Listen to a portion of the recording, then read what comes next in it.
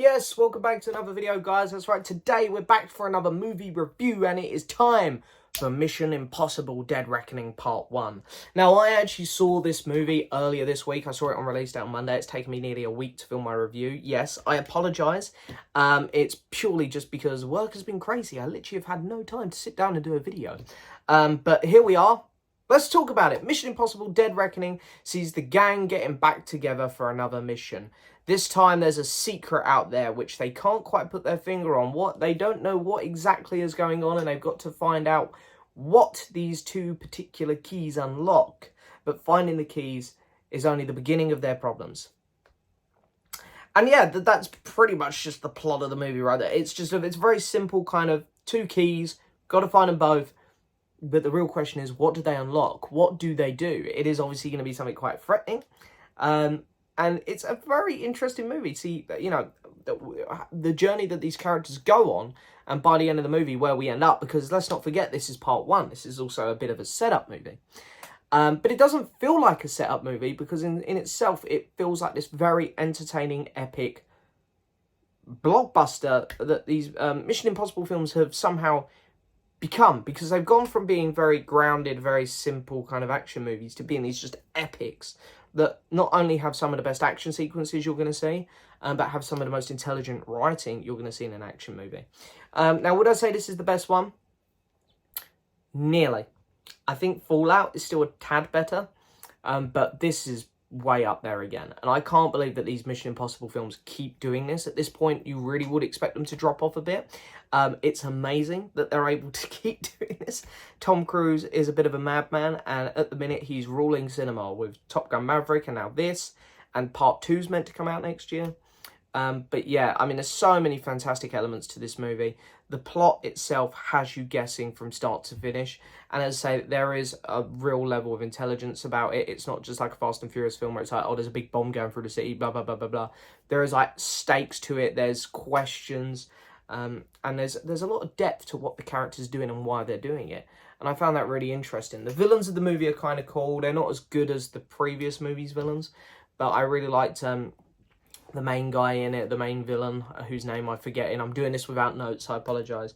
And Pom Clementine, I think her name is. She played a really cool kind of like martial artist kind of sidekick villain. She was really fun. She reminded me of kind of those villains that you used to have in like the Trainspotting 2 movies and stuff. It was good fun. But the team itself, you know, you've got returning, obviously, Tom Cruise. The man is incredible. He probably is the greatest action star of all time. The stunts he does are just unbelievable. In this one, he does one of his craziest ones yet, which I'm sure everyone's seen because they ram this scene down our throats at the cinemas, where he's on the bike and he goes off the mountain. Just incredible stuff. Rebecca Ferguson's returning. She is also great. Simon Pegg. I love Simon Pegg. And I can't remember his name. The other guy. The guy who plays, you know, he's kind of like the voice of reason of the team. I've forgotten his name. But he's great as well. I love this team. I think it's really fantastic. And in addition, this time we get Hayley Atwell, who is really, really good in this movie. Probably the best performance I've seen from her, I think. Really, really solid. And she just fits right into this franchise so well. And yeah, as I say, the plot itself is great. The characters are really good fun.